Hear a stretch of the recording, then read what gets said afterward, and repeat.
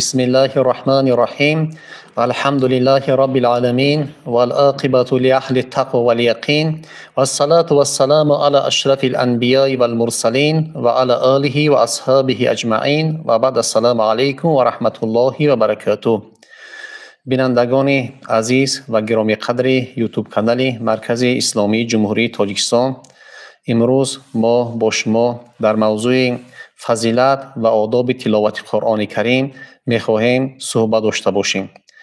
باید یادآور شد که قرآن کریم کتاب اساس دین مبین اسلام، کتابی که به پیغمبر ما و شما حضرت محمد مصطفی صلی الله علیه و سلم نازل شده و این کتاب برای ما مسلمانان کتابی که هدایتگر مردم، راهنماد و سبب پیشرفت و سبب آنی که زندگی دینی خود را از آن بررسی میکنیم، کسب میکنیم، میگیریم و با آن عمل میکنیم، احکام های دین را از آن میآموزیم و آنچه که مربوط به حیات ما است و همچنین از تربیه و تعلیمات و آنچه که از قصه گذشتگان از پیغمبران و صالحین برای ما یادآور می شود، از این کتاب مقدس ما می آموزیم و آن را بررسی می کنیم. سلام علیکم. مراجعه داشتیم. خب مرحمت. مراجعه که ما یک نفر ما به گروه یکم هستیم نایه اگر همین یکون چه باشد مستقیما در تنهایی صحبت میکنیم خوب میشه. سلام. این حال ما در بخش مستقیم در موضوع فضیلت و آداب قرآن صحبت داریم. بعد از بخش انشاءالله در شما با تماس میشویم. سلام باشید. عذر زیاد. قرآن کریم خداوند تبارک و تعالی به پیغمبر ما و شما در مدت 23 سال آیت در وقت لازمه، در وقت‌هایی که لازم شد بسته به حالت، مکان، احوال نازل کردگی است و خود خداوند تبارک و تعالی در قرآن کریم یاد میکند. بسم الله الرحمن الرحیم و لقد صرفنا للناس فی هذا القرآن من کل مثل صدق الله العظیم. ما در این کتاب یعنی قرآن کریم از تمام مسائلی که مربوط به حیات و زندگی انسانیت است برای شما بیان کردگی هستیم. یعنی پیغمبر خدا وابسته به شرایط، به حالتهای گوناگون، آیاتهایی که مورد سوال می شدن یا آیاتهایی که مورد بحث قرار می گرفتن یا که گوشه زندگی زمان رسول اکرم و به همین منوال قرآن کریم تا وقتی که رسول اکرم در دنیا بودن آیات نازل شدگی هست. بنابر همین در فضایل قرآن بزرگان ما و شما و معارفان ما و شما همه چند تانستن یک چیز بیان کردن تا اینکه برای ما و شما یک پند و یک حکمت باشد. و از همین جهت در باب فضیلت قرآن پیش از همه تفسیرگر و بیانگر قرآن کریم این حدیث های رسول اکرم صلی الله علیه و سلم هستند و خود قرآن بیان میکند که این کتاب چگونه کتاب است. مثلا در آیه قرآن میگوید که بسم الله الرحمن الرحیم هذا بیان للناس و هدی و موعظه للمتقین صدق الله العظیم. این کتاب چی است؟ میگه یک موعظه است، یک سبب هدایت است برای شخصانی که چی هستند؟ متقی هستند. یعنی شخصانی که با اخلاص از روی ایمان و اخلاص با آن نظر میکنند، نگاه میکنند، یک راهنمودی بهترین و سبب هدایت میشود. بنابر همین این کتابی است که خداوند تبارک و تعالی در اول سوره بقره برای ما و شما بیان کرده است. بسم الله الرحمن الرحیم ذلک الکتاب، یعنی همین قرآن را بیان میکند، میگوید که هدی للمتقین، هدایت است برای پرهیزگاران. از همین جهت شخصانی که با یک اخلاص تام از نظر وسیع میخواهند که به قرآن نظر کنند، انشالله که ناامید نمیشوند و چیزهایی را مییابند که سبب بررسی آنها در حیات آنها، در زندگی آنها میگردد. بنابر همین در قرآن از تمام مسائل و بابها صحبت شدگی است. آیات های قرآن به طریق پرونده نازل شدگی هستند و شخصانی که میخواهند به قرآن وارد شوند آنها باید با یک تدبر، تأمل باید به آن نگاه کنند. در مجله دین و جامعه که ماه همین اکتبری نوزی اکتبری چاپ شدگی است. محقق یک دانشمند با نام زهیر اوستای زیر مقاله ما وارثان تمدن پر افتخار از پروفسور کانادایی با نام یوسف مرو یک عجیب دلیل میآورد. میگوید که آیات های قرآن 774 آیات قرآن اشاره ها به ساحه های گوناگون علم کرده هستند. 774 آیات های قرآن، مثلا 264 آیات به علم فیزیک مربوط است، 100 آیات به علم استرونومی مربوط است، 73 آیات به علم گیوگرافی مربوط است، 36 آیات به علم بیولوژی مربوط است، 29 آیات به علم شیمیا، 21 آیات به علم کشاورزی و ده‌های آیات‌های دیگر به علم‌های ریاضی، گیولوژی، اقلیم شناسی، کیهان شناسی ربط دارند. یعنی این دلیل می‌سازد که قرآن نه تنها کتاب مذهبی بلکه راهنمای معرفت انسانی و انگیزه جستجوی حقیقت در علم میباشد. ببینید که قرآن فقط یک کتابی که وابسته فقط به نماز و روزه و حج و زکات و عملهایی که وابسته به زندگی دینی ما و شما باشند به این کفایت نکردگی است. در تمام مسائلی که وابسته به حیات و به زندگی روزمره ما و شما است چیزی بیان کردگی است. یکی از قصیده‌های بسیار مشهور است با نام قصیده آمالی. صاحب قصیده یک بیت عجیب عربی دارند، میگن که جمیع العلم فی القرآن لکن تقاصر عنه افهام الرجال، یعنی تمام علم ها میگه در قرآن به طریق پراکنده و موجز وجود دارند، لیکن فهم و درک انسان ها از معانی آن عاجز است. ما امید میکنیم که کشفیات قرآن، معجزه قرآن، آنچه که مربوط به قرآن کریم است برای هر یک ما و شما، برای خواننده قرآن کریم در حیات زندگیش میسر و موفق شود. و در بابت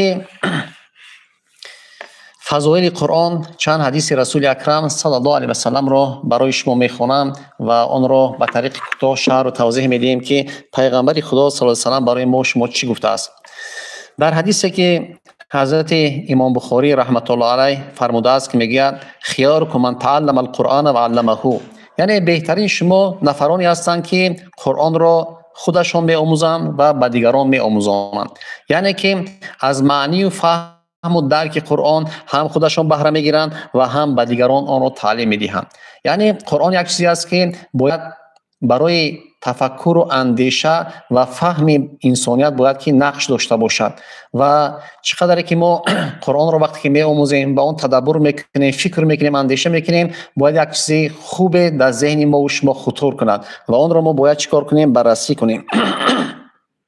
در حدیث دیگری که حضرت امام ترمذی رحمت الله علیه روایت میکند میگه که من قرأ بالله فله به حسنه، یعنی شخصی که یک حرف از کتاب خداوند یعنی قرآن کریم میخواند برای آن شخص نعمت زیاد و حسنه نوشته میشود. کسانی که قرآن را به اخلاص میخوانند در هر یک حرف قرآن برای آنها در حدیث های دیگر اومده است که 10 حسنه معین کرده شده است. مثلا کسی که فرض کردیم سوره الف لام که اولی آن با حرف های مبارک بسم الله الرحمن الرحیم الف لام میم آغاز می شود، با گفتن کلمه الف 10 حسنه، با گفتن کلمه لام 10 حسنه و با گفتن کلمه میم یعنی 20 ثواب مجموعاً برای ما حاصل می شود.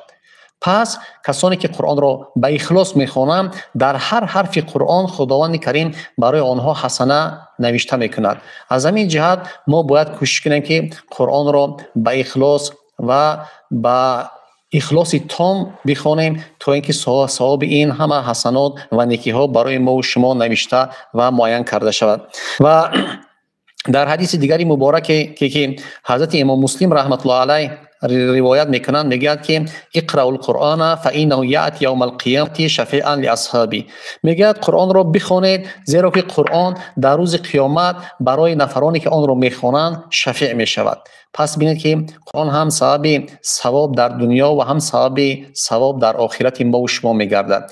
از همین جهت باید یادآور شد که اولا چند در بابت طریق فضیلت خواندن قرآن با یادرس کنیم برای بیننده عزیز، اینکه کسانی که قصد خواندن قرآن میکنند پیش از همه باید وضو بگیرند، طهارت بگیرند زیرا بی طهارت به دست گرفتن قرآن ممکن نیست.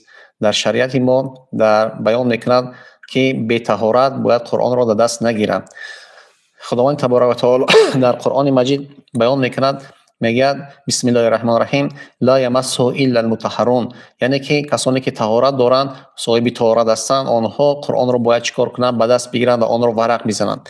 بنابر همین از آداب تلاوت قرآن اولا این است که شخص قرائت کننده و خواننده قرآن باید که طهارتناک باشد و در وقت خواندن قرآن باید که با یک احترام خاص به این کتاب مقدس نگاه کند.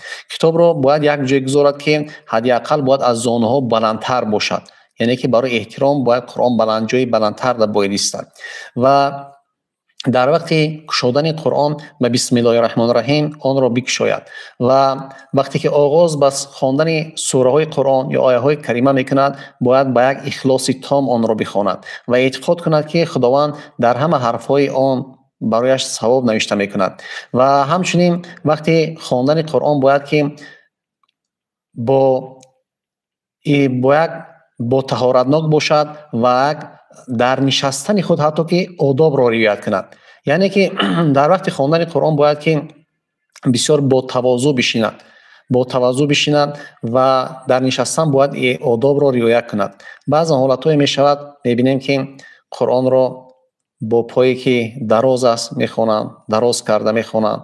بعضی شاید که یگان سفر میکنند، در یگان جا نفران میبینند که پوچه دراز کردن نشسته قرآن میخوانند، از اونها تقلید میکنند. اصلا این آداب قرآن نیست، زیرا که در کتاب اعلاء السنن بیان میکنه در فضایل قرآن میگوید که وقتی قرآن خوانده میشود مخصوص ملائکه ها در نزد قاری قرآن، خواننده قرآن جمع میشوند. آنها گوش میکنند که قاری چگونه قرآن را قرائت میکند. بنابر همین حتی که در خوردنش باید احتیاط کند، حتی که دندانها باید شسته باشد، خوشبویی داشته باشد و دهنش باید که یگان شکل بیم که محصولاتی که داروی بو است نکند، یعنی که باید که بسیار به احترام و به یک آدابی بسیار بلند قرآن را خواندن در کار است.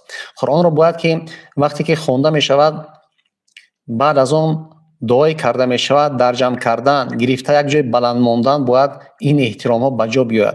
در مجموع قرآن باید در خانه در جای بلندتر باید بیستد، از آنه که جایی که گشت گذار کرده می شود جای بلند باشد، مثل تاقچه یا دیگر جایهایی که ما قرآن را میگذاریم. و همچنین در خانه که قرآن است باید که آداب رعایت کرده شود. وقتی داخل آن میشوند در اونجا باید که سخنهای فحش و ناجا گفته نشود و سخن بلند گفته نشود. یعنی همه اینها از گوشه آداب قرآن است که بزرگان ما و شما درباره فضیلت و آداب قرآن کتاب‌های زیاد تالیف کردگی هستند. ما باید در وقت خواندن قرآن، در وقت استفاده بردن آن باید که همه این آداب را رعایت کردن ما و شما چی است ضرور است. در حدیث دیگری که از حضرت امام مسلم روایت شده است میگوید رسول اکرم صلی الله علیه و سلم ان الله یرفع بهذا الكتاب اقواما و یضع به آخرین. خداوند به وسیله این کتاب یعنی قرآن کریم اقوامی را بالا میبردارد، یعنی که آنهایی که با آن ایمان میآورند، عمل میکنند و طبق آن عمل میشوند و ایده دیگری را که پس میکند کسانی است که آن را تحقیر میکنند، آن را سرزنش میکنند و آن را اعتراف نمیکنند. در حدیث دیگری که آمدگی است امام ترمذی رحمت الله علیه روایت کرده است بیان میکند که رسول اکرم صلی الله علیه و سلم گفتند که ان الذي ليس في جوه شيء من القرآن كالبيت الخراب.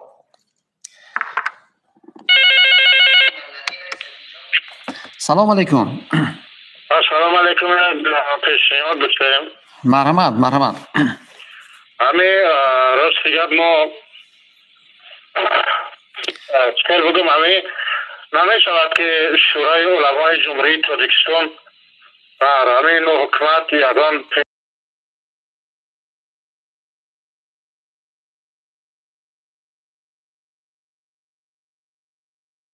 اجازت دهند، چون که همه ما شما میدانیم همه بزرگا مثل سعدی و مثل دیگر بزرگا از این خردسالی حافظ کل قرآن بودن که به این مرتبه ها رسیدن. چی میشود که مرکز اسلامی جمهوری تاجیکستان هم در همه باره در حکومت یکان پیشنهادی ارائه کنند. ما قید کردیم گرفتیم انشاءالله که این پیشنهاد شما رو بررسی میکنیم و پیشنهاد میکنیم به شخصانی مسئول. سلامت باشید. سلامت باشید. خب در حدیث مبارک برای شما بیان کردیم که شخصانی که از قرآن چیزی نمیدانند، یعنی که یگان چیز از قرآن بوی بردگی نیستند و مانند خانه خراب هستند. یعنی خانه که خراب است، یگان چیزی ندارد، شخصی که یگان چیز از قرآن کریم نمیداند، او مانند کرده است پیغمبر صلی الله علیه و آله به مانند خانه خرابه، خانه که از او استفاده برده نمی شود و از آن فیض گرفته نمی شود. بنابر همین ما باید که اولین آیتی که به پیغمبر خدا رسول اکرم صلی الله علیه و آله نازل شده است، این کلمه مبارکه بخوان است. بنابر همین حتما خواندن ما قرآن را و در آن تأمل و تفکر کردن ما این چی است، یک چیز مهم است که باید از آن چیز دانستن ما شرط است. در حدیث دیگری که حضرت امام بخاری رحمت الله علیه بیان میکند میگه اقرأوا القرآن ما ائتلفت علیه قلوبکم، یعنی میگه شما قرآن را بخوانید، میگه دلهای شما ملایم میشود. یعنی اگر موضوعی که ما یگان مشکلی داریم، یگان وضعبینی داریم، یگان سببی است که حیات از زندگی است، در عائله، در کار، در فعالیت انسان نااهنجار میشود، با خواندن قرآن دل وی چی میشود؟ ملایم میشود، دل وی چی میشود؟ بسیار تسکین مییابد. بنابر همین قرآن ما و شما رو چیکار میکنند؟ به همین شکل، به همین ترتیب ها بررسی میکند که ما باید چی باشیم؟ در این بابت ها بسیار با احتیاط باشیم، باید که حتما این مسئله ها رو بررسی کنیم. دیگر از آداب قرآن این است که قرآن ترتیب و روش خواندن خود را دارد که در کتاب‌های تجوید در آن بیان کرده شده است. یک از کتاب‌های تجویدی که معمول است، این تجوید نوشته استاد صدرالدین عینی است که بسیار به طریق مختصر و موجز وجود دارد. یعنی ترتیب خواندن قرآن یک چیز معین است که ما باید در وقت خواندن باید آن را رعایت کردن ما شرط و ضرور است، زیرا که این اشاره قرآنی است و همچنین کسانی که قرآن را میخوانند باید که حتما از تجوید آن یا ترتیبی که میگویند رعایت کنند، زیرا که به ترتیب خاص خوانده می شود. هر کس حق ندارد که از پیش خود هر جایی را بیم که آواز را مد را کشیده یا ناکشیده یا که بیم که از پیش خود قاعده ارائه کنند. بنابر همین خواندن در این بابت برای ما و شما حتمی و ضروری است. یک مسئله کوتاهی که میخواهم اینجا برای شما بررسی کنم، این مسئله در بابت نزول قرآن است که مختصرا برای بیننده میخواهم پیشنهاد کنم. خب میگه البته اکثر شما معلومات دارید و تکرار هم شود، قرآن کریم در سن 40 سالگی به پیغمبر ما و شما حضرت محمد مصطفی صلی الله علیه و آله نازل شده است در غار حرا، در آن زمانی که پیغمبر خدا در اونجا به گوششینی مشغول بودند، در اونجا به ذکر عبادت مشغول بودند. بار اول جبرئیل امین 5 آیت اول قرآن را به پیغمبر ما و شما نازل کردند و قرآن کریم از 40 سالگی پیغمبر صلی الله علیه و آله تا وقتی وفات ایشان که 63 سالگی میگیم، یعنی 23 سال آیت در وقت‌های لازمه، در وقت‌های با موافق نازل شده است که روی این مسئله نیز با شما کمی بعدتر صحبت خواهیم کرد. و بعد از این چندی گذشتن پس این قصه برای شما معلوم است، مشهور است که بسیار پیغمبر خدا در این حالت بسیار ترسیدند، نزد همسرشان مادرمان حضرت خدیجه رضی الله تعالی عنها آمدند و از او گفتند که بسیار ترسان شدم، یعنی که یک حالت بسیار وضعبین مشکل برای آن کس بودند و مادرمان بسیار تسکین دادند، گفتند که صفات‌های خوب داری، بهترین اخلاق داری و آن چیزی که مربوط به پیغمبر ما بود آن را بیان کردند، بررسی کردند. بنابر همین وی را به اصطلاح اگر خودی ما بگیم دلتی کردند که تشویش نکشد، یگان چیزی بسیار بد نیست، خوب نیست، این چیزی خوبی است. و به نزد پسر عمکشان ورقه ابن نوفل بردند که بسیار شخصی کلانسال پیرانسال بودند اون کس و چشمشان ضعیف شدگی بود و اون کس وقتی که اون چیزی که به پیغمبر ما آمده بود و رسول اکرم آن را برای ایشان نقل کردند، اون کس گفتند که این در اهل کتاب بودن، اون کس میگن که این ناموس است، یعنی که جبرئیل امین را در اهل کتاب ناموس نام میگرفتند و آن مقصد پیکی است، ملائکه است که به پیغمبران خدا وحی آوردگی است و اولین اشاره ها رو ورقه ابن نوفل به پیغمبر خدا دادند و بعد از گذشتن چند آیات های دیگر قرآن آیسته آیسته نازل شدن گرفتن و پیغمبر ما و شما، پیغمبری که ثابت به قرآن کریم به عالمیان آمد و دیگر اینکه اولین آیه هایی که آمد از سوره مدثر بود، 7 آیات اولی سوره مدثر که بسم الله الرحمن الرحیم یا ایها المدثر قم فانذر و ربک فکبر و ثیابک فطهر و الرجز فاهجر ولا تمنن تستکثر ولربک فاصبر. یعنی که این آیات ها دلالت به پیغمبری ایشان کرد و از همین به همین آغاز شد دوره پیغمبری رسول اکرم صلی الله علیه و سلم که در 40 سالگی بود. میخواهم چند در بابت آنه که علما چگونه وحی نازل شدگی است بررسی کردگی هستند میخواهم برای شما بگیم که قرآن کریم به پیغمبر ما و شما نازل شدگی است و بر چند نوع نازل شدگی است. اولا مثل خوابهای صادق، یعنی پیغمبر هر خوابی که میدید اون خواب واقع میشد.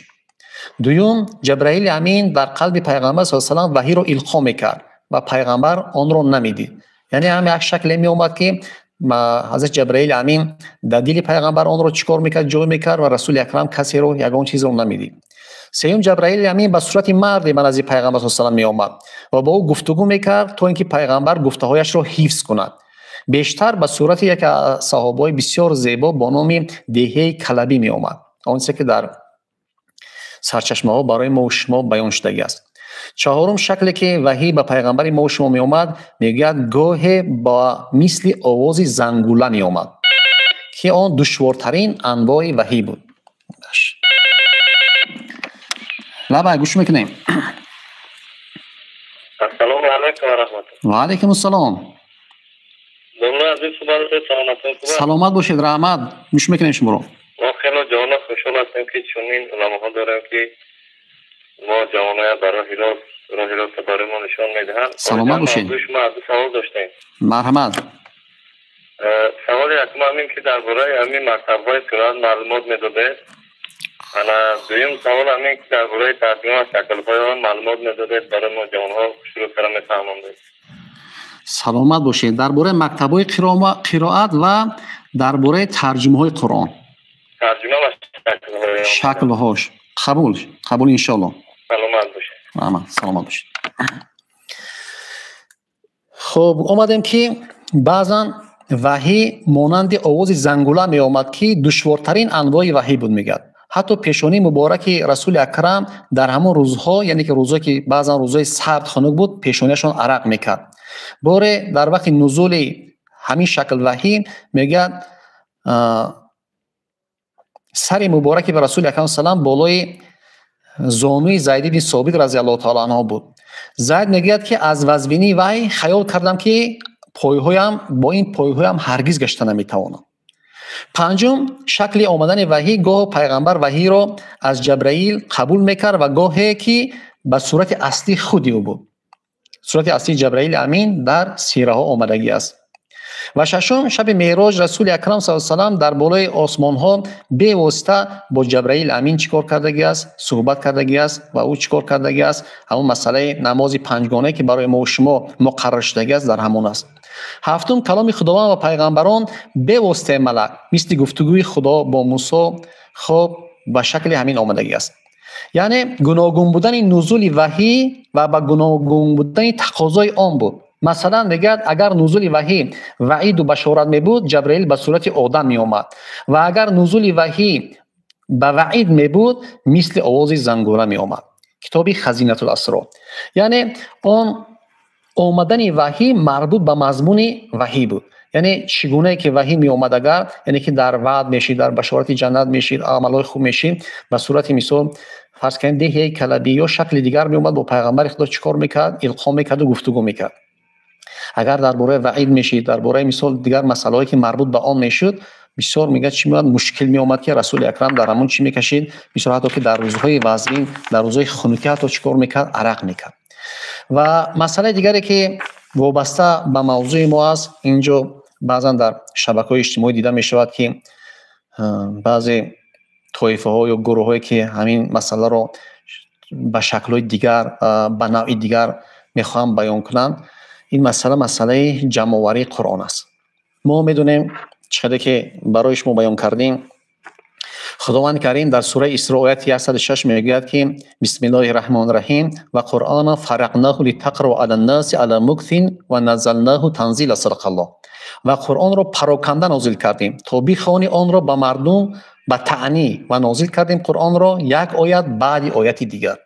یعنی قرآن کریم آیت نازل شدگی است. نازل شدگی قرآن یعنی از چه است؟ در 23 سال نازل شدگی است.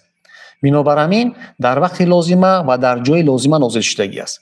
از همین جهت وقتی که تو رسول اکرم صلی الله علیه و سلم زنده بودند، قرآن به شکل یک کتاب وجود نداشت، به شکل یک کتاب کامل وجود نداشت.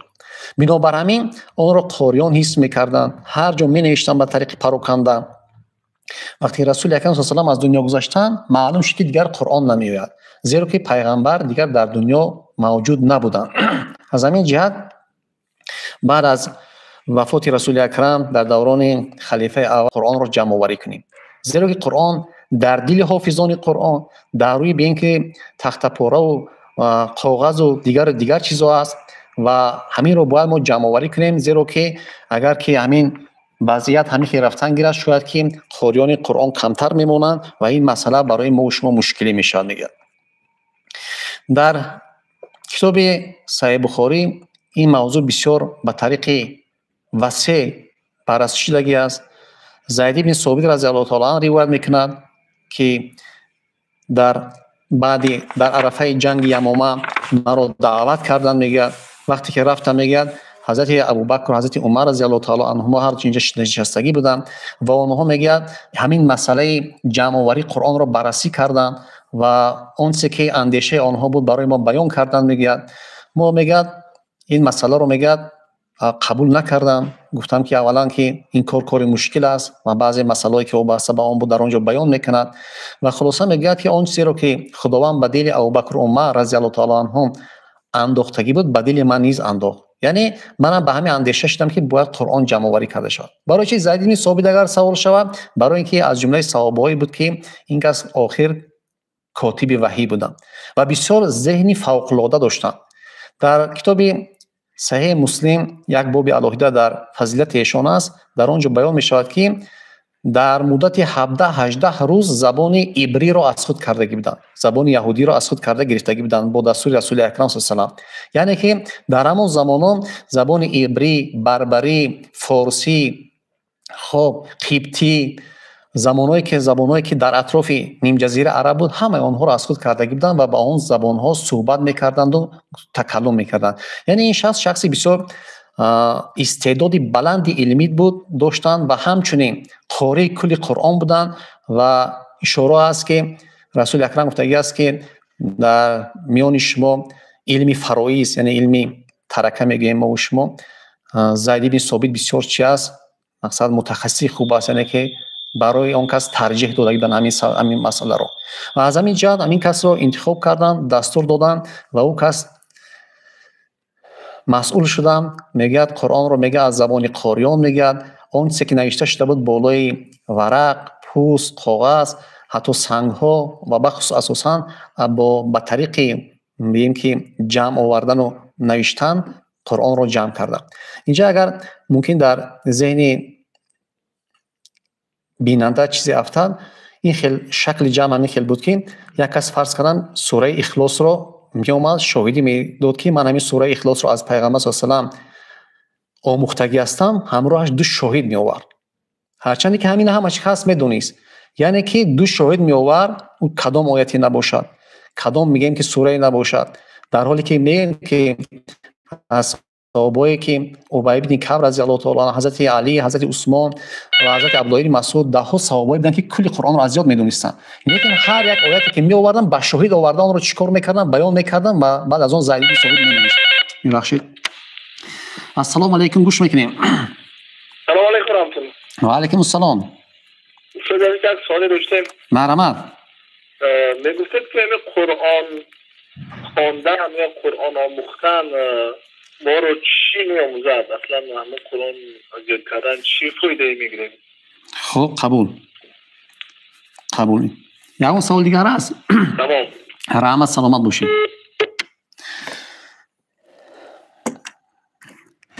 انشالله برای جواب سوال ها باز میگردیم و همین شکلی که برای شما بیان کردیم، یعنی قرآن رو به شکلی همچون با حجت و با شاهدها، هرچند که گفتیم که صحابه های زیادی بودن که داننده علوم قرآن بودن، لیکن با شاهد با همون گشته چیکار میکردن؟ میگرفتند و مینوشتند. و همین سبب قرآن رو به شکل یک کتاب جمع آوری کردن. خب اون قرآن در دستی حضرت ابوبکر صدیق بود و بعدا در دست حضرت عمر رضی الله تعالی عنه و همچنین بعد گذشتن اون کس در دست مادرمان حضرت بی بی حفصه رضی الله تعالی عنها بودند، تا اینکه دوران حضرت عثمان رضی الله تعالی عنه شد. و سبب یکی از سبب‌های اون که جمع آوری قرآن بعدا امروز مثلا در اون دور میزند که اصلا همین جمع کننده قرآن بسیار وقت میفهمیم و میگن که حضرت عثمان رضی الله تعالی است، لیکن اصلا تشبسکار و جمع کنندگان قرآن اینا که هستن حضرت ابوبکر، حضرت عمر رضی الله تعالی عنهم هستند که اینا چیکار کردن؟ اینها سببگار اساسی قرآن شدگی هستند. و حضرت عثمان چی است؟ وظیفه او دیگر است، یعنی وای ناشر قرآن است. قرآن را از روی همین نسخه که گفتیم مازی پایان برای شما گپ میزنیم، اون رو چیکار کردن؟ اون رو نسخه بندی کردن. در زمانی که حضرت عثمان حکومت میکرد، حذیفه از میگد منطقه شام و عراق وقتی که به مدینه منوره آمد، حضرت عثمان رضی الله تعالی عنه را گفت که شما کوشش کنید که قرآن رو در یک شکل کتاب جمع آوری کنید، در یک شکل کتاب به مردم پیشنهاد کنید. تو اینکه در وقتی که من در اردوگاه ها میگشتم میدیدم که مردم شام با مردم عراق یا برعکس با دیگر منازعه میکردن که طریق خواندن آنها درست است، طریق بیان آنها درست است. گفته همین مسئله رو پیشنهاد میکنند و حضرت عثمان کتابی که در دست مادرمان حضرت بی بی حفصه بودن آن رو میگیرن. باز همون زید بن ثابت صحابه رضی الله تعالی عنه که کتاب را جمع آوری کرده بود او را مسئول میگذارن و 3 نفر صحابه، 3 نفر جوان قریشی رو که بسیار دانش بلند داشتن آنها رو با ایشان وابسته میکنن و میگن که از روی همین قرآن چند قرآن رو چیکار کنن؟ بازنویسی کنن. و به قول فتح الباری، کتاب فتح الباری 5 نسخه قرآن چی میشود؟ بازنویسی میشود، یعنی که روبردار کرده میشود، بازنویسی کرده میشود و این قرآن ها را به مناطق میفرستند و میگن که از روی همین قرآن ها چیکار کنن؟ بررسی کنن. امروز وقتی که ما قرآن رو میشکویم میبینیم که نوشتگی است که القرآن الکریم برسوم العثمانی به روایت حفص عن عاصم، یعنی که همین قرآنی که عین حال در دنیا معمول است، قرآنی است که حضرت عثمان رضی الله تعالی عنه به همین شکل جمع آوری کردگی است، یعنی که بر رسوم عثمانی، بر رسمی که عثمان جمع کردگی است. شخصانی که در این کار سابقه دارن میدونن که بعضی صحابه قرآنی که آنها میخوندن بعضی سوره ها پس و پیش بود، یعنی این روشی که این عین حال امروز ما و شما در تمام دنیا قرآنی که داریم، این روش حضرت عثمان رضی الله تعالی عنه.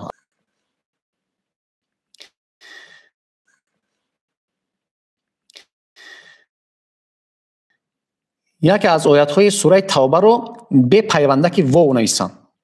همین آیات هست که است که بسم الله الرحمن الرحیم والذین یکنزون الذهب والفضة ولا ينفقونها فی سبیل الله فبشرهم بعذاب علیم.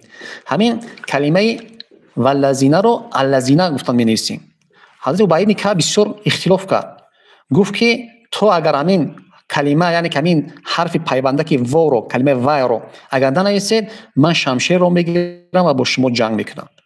یعنی که برای یک حرف چقدر پافشاری کردگی است و او رو چیکار کردگی است در همون موقع خود از جمله که صحابه قاری صحابه بود همین چیکار کردگی بررسی کردگی است. امروز بعضا گروه یا فرقه‌ای میشنویم مثلا از شبکه اجتماعی که میگه که قرآن قسمان یا دیگر گپا باشد، ببینه که صحابه بزرگ در اون وقت برای جمع قرآن، برای ترتیب آن، برای بررسی آن چقدر به اینکه نازکانه نگاه می‌کردند، هر یک مفهوم آن را بررسی میکردند و آن چیزی که از پیغمبر صلی الله علیه و آله گرفته بودند آن را چیکار میکردند؟ به طریق یقین پیشنهاد میکردند که اصل همین موضوع همین است و ترتیب همین است. بنابر همین اصل همین قرآنی که عین حال امروز ما و شما در دست داریم و آن را میخوانیم، از آن چیزی که اصحاب پیغمبر صحابه پیغمبر خدا بیان کردگی هستند، در هر سال ماه رمضان جبرئیل امین می آمد یک بار قرآن را با پیغمبر صلی الله علیه و آله میگذراندند، در سال وفاتشان 2 بار آمدگی هستند و همین ترتیب و روشی که عین حال قرآن موجود است، آن ترتیب و روشی است که حضرت پیغمبر صلی الله علیه و آله با حضرت جبرئیل امین در آخری عمر خود همین به همین ترتیب خوانده و گذراندگی هستند و صحابه ها از آن تعلیم گرفتگی هستند و به ما و شما رسیدگی است. در همین بابت یک سخن رو برای شما میاریم که در کتاب البرهان امام زرکشی است، میگوید که در بابت جمع قرآن، قرائت قرآن بیان میشود و روایت میشود، میگوید که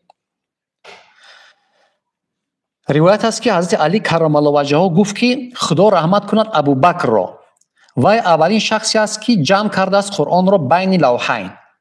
یعنی ببینید که حضرت علی کرم الله وجهه میگه که خدا رحمت کند ابوبکر صدیق را که قرآن را به شکل یک کتاب جمع کرد و به تحقیق موافقت کرد عثمان در کار بزرگ و اختلاف را برداشت، قرآن را جمع و امت را راحت داد. یعنی که همون بگیم شکل قرائت هایی که غلطی که دیگر چیزایی که در آن وقت پیدا شدگی بود، همه اونها رو چیکار کرد؟ برطرف کرد و امت را در یک بگیم که روش معین جا کرد. جای دیگر گفتگی است که اگر به جای عثمان والی میشدم مثل عثمان عمل میکردم. یعنی حضرت علی کرم الله وجهه گفتگی است که اگر در همه حالت من میبودم، میگه یعنی کاری که حضرت عثمان کرد من هم همین کارو میکردم. این سند چی است؟ سند کتاب البرهان بدرالدین زرکشی که از جمله بزرگترین کتاب ها در بابت علوم قرآن است. لبا گوش میکنم. سلام علیکم. و علیکم السلام. گوش میکنم. من سعید جان. سلامت باشن. سوال من همین گفتی قرآن کریم را چگونه جمع‌آوری نمودم. خب سلامت باشید. سلامت باشید. رحمت. خب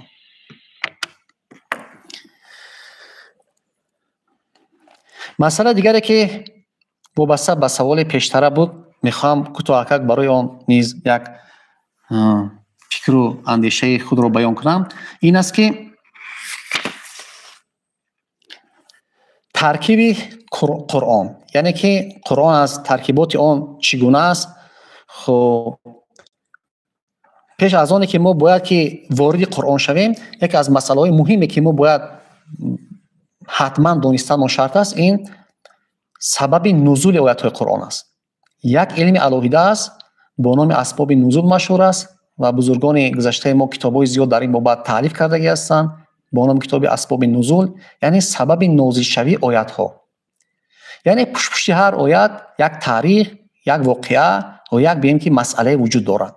بنابر همین وقتی کسی که میخواد وارد در معانی قرآن شود، باید حتما از اسباب نزول یعنی سبب های نازل شوی آیات ها باید چی باشد؟ معلومات کافی داشتگی باشد. بنابر همین قرآن کریم وقتی که جمع کردگی هستند، اصلا ما میبینیم وقتی که بعضی سوره آیات ها به صحابی سوال وارد شدگی هستند، مثلا سوره اخلاص قل هو الله احد که قل هو الله احد که وقتی که برای پرسیدن که خدای تو چگونه است، رسول اکرم سلام رو اون کس جواب همین که جواب از خداوند تبارک و تعالی اومد. یا بعضی سوره آیات هایی که به یگان سوال و جواب مگی است، مانند سوره عصر همین که نازل شدگی است. و دیگر اینکه بعضی سوره در سفر، بعضی در حضر، یعنی که بعضی سوره در شب، بعضی در بین که روز، بعضی حتی که در حالت جنگی و بعضی حالت هر یک از اینا چی شدگی است، وقتی معینی دارد که این مسئله ها رو برای ما چی بیان میکنند؟ اسباب نزول بیان میکنند. قرآن کریم که امروز ما و شما دسترس آن داریم از 114 سوره عبارت است و هر سوره از وابسته به آیات ها هستند. در ترتیب قرآن عثمانی که ما و شما داریم، اول سوره های دراز مثل سوره بقره که 286 آیات، بعد از آن سوره 200 آیات دیگرش و آخر سوره هایی که کوتاه آیات هستند آنها جایگیر شدگی هستند. خب اینجا مسئله که بعضا بیان کرده می شود، میگن که مقدار آیات های قرآن چقدر است و مثال از قرآن از چند آیت عبارت است؟ بعضی کتاب‌های اولیه که می‌خوندن از قبیل فرضی عین که ضروریات دینی، در اونجا میگفت که جمله قرآن 6000 آیت کلام، 666 آیت شد تمام. بعد همجا میگه که چقدرش آیات چی است. لیکن در اینجا از کتابی که وابسته به این مسائل است میگه که مقدار آیات ها نزد علمای اهل کوفه، یعنی مردم اهل کوفه از دانشمندانشون، عدد آیات ها 6289 آیت بود. از علمای بصره در همون زمانی که تمدن اسلامی بود 6204 آیت. نزد اهل شام 6225 آیت. نزد مردم مکه 6219 آیت. و نزد علمای اهل مدینه 6211 آیت. یعنی در 8 10 تا 20 آیت فرقیت میکرد. این چی گفتنی گپ است؟ این گفتنی گپ در آن است که اصلا این معنی ندارد که قرآنی که نزد کوفیا باشد 6289 آیت باشد و قرآنی که نزد اهل مدینه باشد 6211 آیت باشد. این هم یک شکلی که امروز همون است، فقط در تقسیم بندی، یعنی که ماندن نقطه آیت ها فرقیت دارد. مثلا اگر ما قرآنای پیشتر چاپ قزان یا قرآنی که پیش در همین اطراف ماورا و نهر چاپ میشد، اگر ما بینیم فرض کنیم سوره فاتحه آیت یکمش بسم الله الرحمن الرحیم الحمدلله رب العالمین است. و بعضی چوبایی که امروز میاد میبینیم که مثال بسم الله الرحمن الرحیم آیت یکم سوره فاتحه است. ببینید از اون که سوره فاتحه الحمدلله رب العالمین آیت یکم است، هم آیت آخری دو تقسیم میشه. صراط الذین انعمت علیهم همجا آیت ها میشه غیر المغضوب علیهم ولا الضالین، همجا چی میشه؟ آیت دیگر بود. یعنی همین 7 آیت فقط شکل گذاشتنی همون جنبه آیت، یعنی که نقطه فقط چی میشه؟ از یک دیگرش فرق میکنه.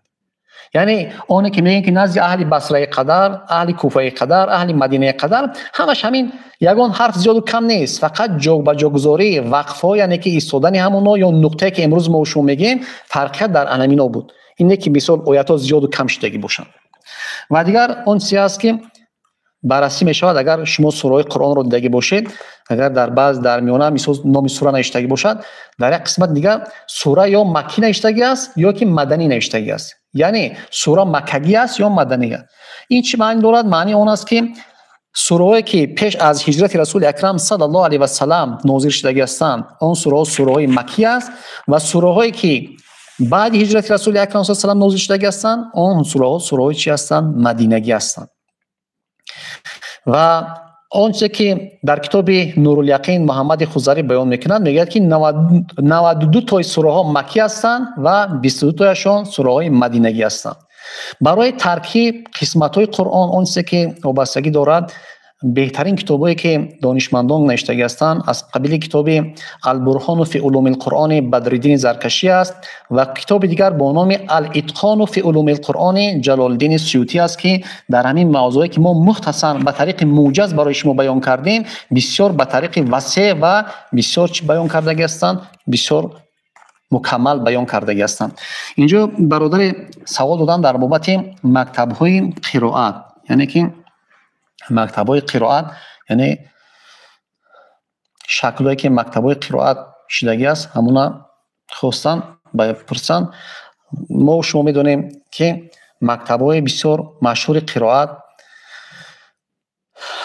7 مکتبی که بیان شدگی است که هر یکی آنها یا که قرای سبعه میگن نام آنها را، و هر یکی آنها دو راویگی دارند، یعنی که دو راوی که آن را روایت کردگی است به ترتیب آوردگی است.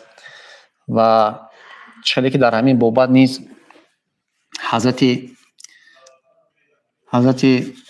حافظ یک گپی عجیب دارد، میگه که عشق رسد به فریاد ار خود بسانی حافظ قرآن زبر بخوانی بر 14 روایت.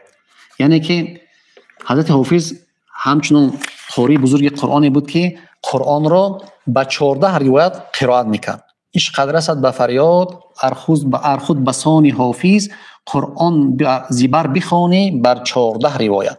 یعنی همون 7 مکتبی که هر یک آنها دو روایتی داشتند، دو راویگی داشتند، اینا چی بودند؟ مکمل کننده مکتب‌های قرائت بودند.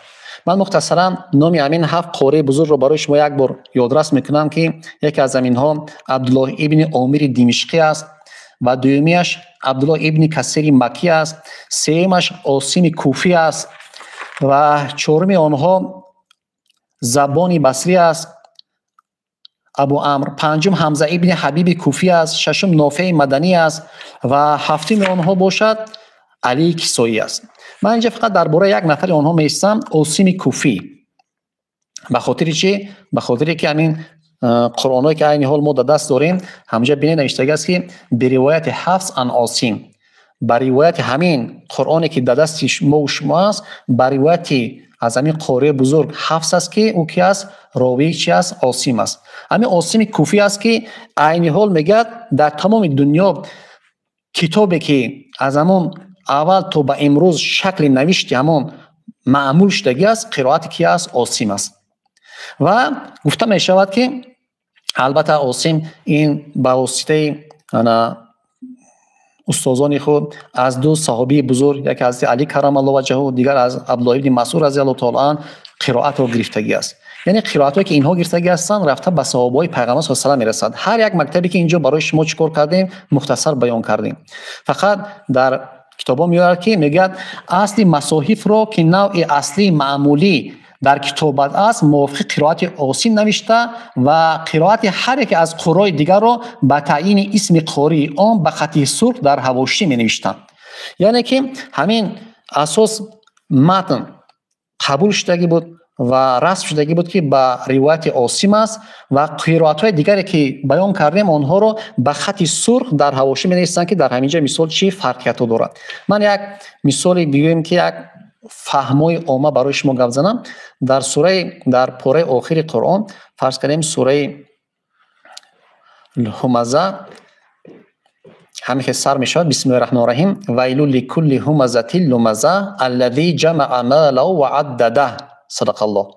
همینجا کلمه جمعه به قرائتی که عین حال در قرآن ما و شما معروف است به تشدید است، جمعه آمدگی است. قاری دیگر بعضش جمعه به تشدید خواندگی هستند یا جمعه خواندگی هستند که همش به معنای جمع است، یعنی معنی دیگرگون نمی شود. به خواندن همین مثال قاری که ما گفتیم که قرائت عاصم و دیگر معنی دیگرگون نمی شود. منظور از این گفته من چیزی است که از من پوینتر گپ میزنم که برای چی این مسئله رو برای شما به همین شکل گفتیم. به خاطر اون که اصلا سبب اختلاف قاریا چی بود که خیلی مکتبا و خیلی شکل‌های مکتبا پیدا شد و میگن که بعد میگن که در دنیای اسلام پهن گردید. سبب اساسی گوش میکنین.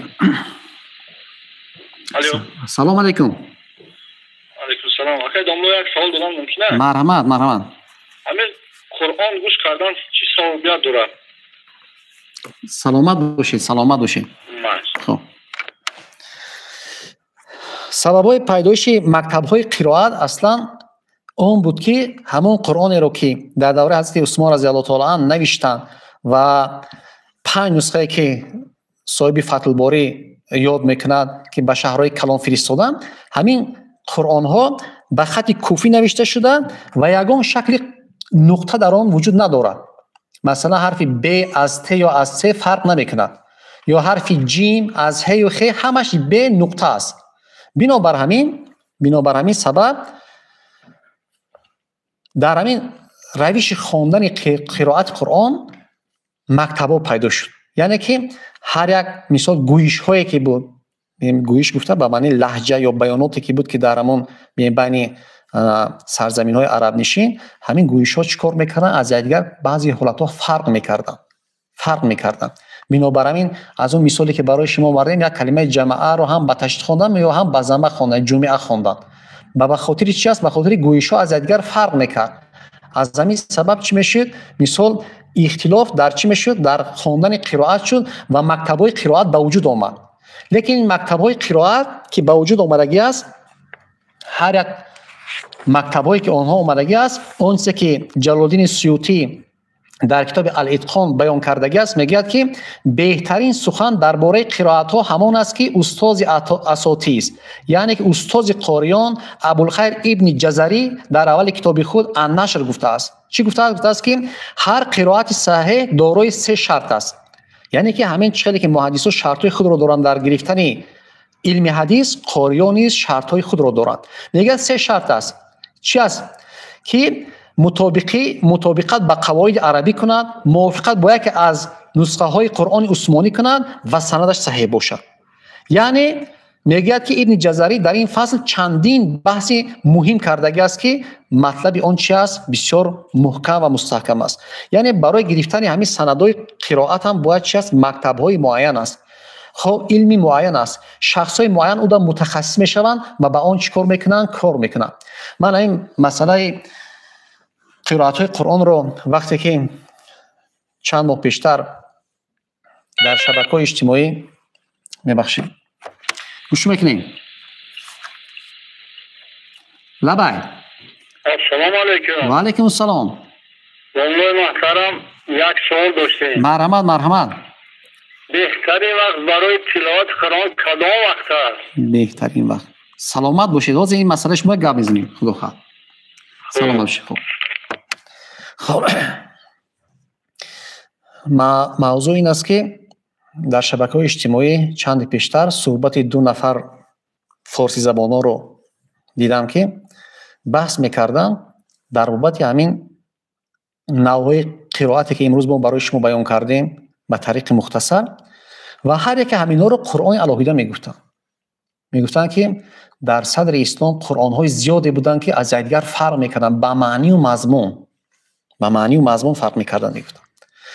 و همین قرائت‌هایی که فرقیت در صدانوک‌ها بود، مثلا کلمه‌ای که برای شما بیان کردیم جمع عمالا یا جمع عمالا، فقط گذاشتن صدانو که اصلی ریشه کلمه تغییر نداره، مضمون دیگر گوشیدگی نیست.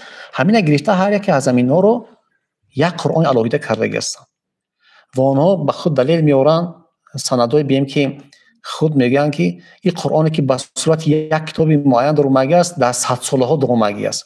یعنی بیم که با واسطه فلان و فلان بعضی عاملای سیاسی میارن، دیگر میارن، در حالی که آنها پیدا میبرن که یک شکل گویش است، یعنی که بیان است، بیانی است که در معنی غلط وجود ندارد. یعنی میگن گویا که قرآن ها چند شکل باشند، نعوذ بالله، چه که بعضی اهل کتاب در همین بابت رفتن که امروز ما میبینیم که چقدر از یک کتابشون چند نسخه است و از دیگر با مضمون و با محتوا و با فهم دیگرگون میشوند، میخوان که در همین دایره قرآن کریم رو کشیده برند که این غلط محض است.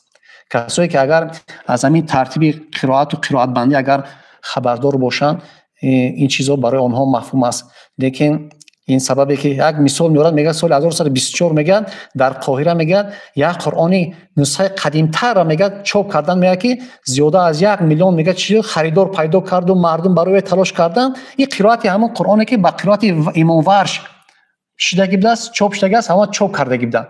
یعنی همین یک چیز است، طریق بیان که بیان آن دیگرگون است، لیکن معنی و مضمون و محتوای آن یک است.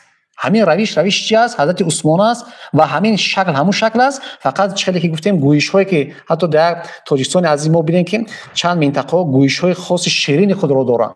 همین فقط فرقت در گویش ها است که این قرآن دیگر و شکل قرآن دیگر گفته بیان کردن نمیشود. اینا چی هستند؟ مکتب‌های قرائت هستند که سببش برای شما بیان کردیم که چگونه به وجود آمدگی هستند. یک نکته رو میخوام از فرصت استفاده بیان کنم درباره همین قرائت قرآن که پیشتر در منطقه ماوراءالنهر دو شکل قرائت در همین قرائتی که خب با روایت حفص از عاصم است، دو شکل بیان قرآن یعنی تلفظ قرآن معمول بوده است.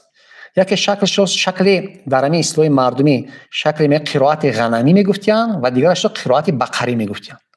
همین غنمیش مقصد که قرائتی هست که مثال قرائت بعداً نامش قرائت مصری شد، یعنی کلمه حرف حرف او رو با نزدیک کرده میخوندن. مثال بسم الله گفته، نه که قرائت بقره همه او میخوندن بسم الله. یعنی همین شکل قرائت ها معمول بودگی هست که مثال از این قرائت ها بسیار کم در کم مثال موجود است. یعنی که فقط در همین صدانو که او بعضی مثال اما با ان نزدیک کرده میخونن و بعضی با اون نزدیک کرده میخونن که اینم یک شکل چی بود؟ زیبای قرائت های همان وقت بود. اینجا برادر عزیز در بابت ترجمه و شکل های آن گفت، من مختصرا در بابت ترجمه قرآن برای شما بیان میکنیم. این است که اصلا قرآن کریم به شکرانه دولت جمهوری تاجیکستان 3 بار از جانب پیشوای معظم ملت پرزیدنت جمهوری تاجیکستان به زبان تاجیکی چاپ شده دسترس مردم گردید. یکم 5000 نسخه، دوم بار 200,000 نسخه و سوم بار 35,000 نسخه، یعنی مجموعاً 240,000 نسخه نشر شده به مردم تاجیکستان تقسیم شدگی است. و ترجمه قرآن ترجمه باید باشد که از جانب متخصصا باید بررسی شود. این یک بحث‌های به خود خاص دارد. مثلا در عصر گذشته بعضی حرکت‌هایی که در مثلا ترکیه امروزه با وجود آمده بود که در اولی سالهای 1930 قرآن را به ترکی میخوندن، از آن را به ترکی میگفتن، همین شکل بود. سوالا پیدا شده بود اون وقت که آیا ترجمه قرآن درست است یا نه و چه شکلی ترجمه باید درست باشد. و در همین بابت باز در بعضی گروه‌هایی که در هندوستان پیدا شده بودند و ترجمه‌های غلط نادرستی از معنا بیرونی انگلیسی کردگی بودند و همین سببا پیدا شد و بحث بسیار دامنه‌دار در دایره حوزه‌های علمی بخصوص ازهر شریف به وقوع پیوست و نتیجه همین بحث دو شکل شدگی است که من برای شما مختصر بیان میکنیم. یک قسمت به عقیده شدن که ترجمه قرآن درست نیست به خاطر آنکه قرآن به زبان عربی آشکار آمدگی است و این یک شعار مسلمان ها است. همین خیلی همه دلیل میکردن. قسمت دوم گفتن که قرآن باید ترجمه شود، زیرا که یک مسلمان اروپایی یا چینایی یا که بگیم که ژاپنی وقتی میخواد مسلمان شود به کدام شکل باید وای قرآن را از خود کنند. اگر وای داخل زبان عربی شود یک وقتی معانی زیاد در کار است و هر دو همین گروه ها با همین دانشمندانی که وارد بحث شده بودند حالت اینها علاهیده بخشون چیکار کردن؟ کتابا نوشتن، هم آنهایی که طرفدار بودن هم آنهایی که مخالف بودن و خلاصش چی شد؟ خلاصه آن همین است که با خلاصه رسیدن که باید قرآن ترجمه معنوی باشد. یعنی دو شکل ترجمه می شود، ترجمه حرفی و ترجمه معنوی و تفسیری. همین ترجمه دوم چیکار کردن؟ قبول کردن. زیرا گفتن که مثلا یک آیت دلیل آوردن، گفتن که مثلا در سوره اسراء آیت 29 اومدگی است که بسم الله الرحمن الرحیم ولا تجعل یدک مغلولة الی عنقک ولا تبسطها کل البسط فتقعد ملوما محسورا. صدق الله العظیم. ترجمه اگر کنیم میگه که دستت را در گردنت مبند و کشوده هم مدار تو اینکه شوید پشیمان شوید و حسرت زده بنشینید. این چی معنی دارد؟ از ترجمه وقتی که میخونیم فهمیدن برای ما مشکل است. وقتی ترجمه معنی باشد میگه که دستت رو از جهت بخل یعنی بخیلی در گردن مبند، معنی که اون چیزی که داری بخیلگی نشو و اون چیکار نکن، بسیار ببین که بخیلگی نکن و از جهت بسیار اسراف کاری اون رو همه مالت برآورده صرف نکن، یعنی مالی داری بخیل هم نشو و با پرگی بچور نکن، اسراف نکن تا اینکه پشیمان شوی. یعنی که باید چی باشد؟ همین ترجمه به اینکه معنوی باشد که برای جامعه ما شما برای مردم ما شما فهمه باشد و شکرانه که از جانب جناب عالی پیشوای ملت کتابی که چاپ شد در شکل بسیار سطح متخصصین بسیار دانشمندان ورزیده آن را دیدن و چاپ کردن، چیزی که برای شما گفتیم در 240,000 نسخه به مردم تقسیم کرده شد. این بهترین نمونه برای معرفت دینی و معنوی مردم ما و شما است. بعضی سوالا بعضی اون چیزایی که دیرتر رسید و ما وقتی ما امکانیت نداد امید میکنیم که دوره‌های بعدی روی این سوال‌ها روی این موضوعایی که هست اینجا تفسیر قرآن سوال بود ماندن ان شاء الله که یگان موضوع دیگر باز بررسی می شود. دعا میکنیم پروردگار جامعه ما تنج آرام باشد، خداوند پیشوای ما در حفظ نتیجهگان باشد، خداوند از بلا آفت و زیان زحمتان نگهبان باشد، پروردگار دهقانای ما ناامید نکند، پروردگار همیشه تنج آرامی در بالای سر مردم تاجیکستان پایدار و استوار باشد. سلامت باشد.